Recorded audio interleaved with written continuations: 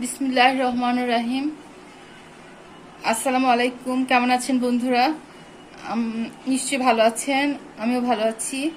আজকে আমি আপনাদের দেখাবো অতি সাধারণ একটা পেঁপে ভর্তা। পেঁপে সাধারণ হলেও এর পুষ্টিগুণ অসাধারণ এবং এটা পেট ঠান্ডা রাখে। প্রথমে পেঁপে সিদ্ধ করা পেঁপে মেখে নিচ্ছি, হাত দিয়ে নরম করে সিদ্ধ করে নিয়েছি। লবণ দিয়ে পেঁয়াজ মরিচ, যে পেঁয়াজ মরিচ দেখতে পাচ্ছেন, পেঁয়াজ মরিচ আর যে সামান্য ধনেপাতা সব দিয়ে একসাথে মেখে নিচ্ছি।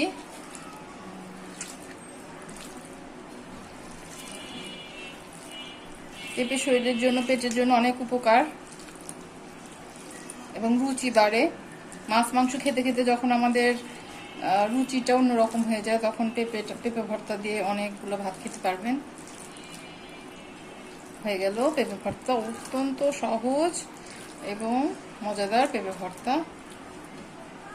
বাড়ির সবাই মিলে খেতে পারবেন, বাচ্চাদেরও দিবেন। বাচ্চাদের একটু মরিচ কম দিবেন, তাহলে বাচ্চাদেরও পেট ঠান্ডা থাকবে, ওরা শিখবে শাকসবজি খাওয়া। এখন ডেকোরেশন করছি, ডেকোরেশনটা খুবই জরুরি।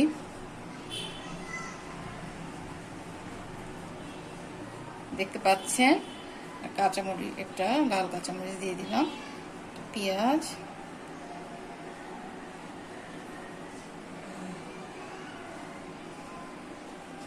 দেখলেন তো কত সহজেই আমরা অসাধারণ একটি ভর্তা বানিয়ে দেখালাম।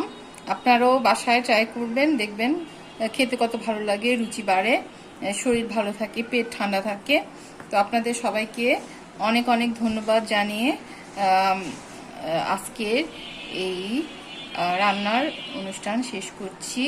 সবাই ভালো থাকবেন, সবুজ হলুদ লাল শাকসবজি খাবেন,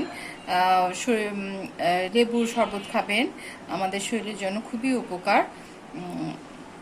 লেবু শরবত প্রতিদিনই খাওয়ার চেষ্টা করবেন, ভাতের সঙ্গেও খাবেন। তো আপনাদেরকে আবারও অনেক অনেক ধন্যবাদ জানিয়ে শেষ করছি। পেঁপে ভর্তা দেখানোর এই অনুষ্ঠান। আপনারা ভালো থাকুন, সুস্থ থাকুন।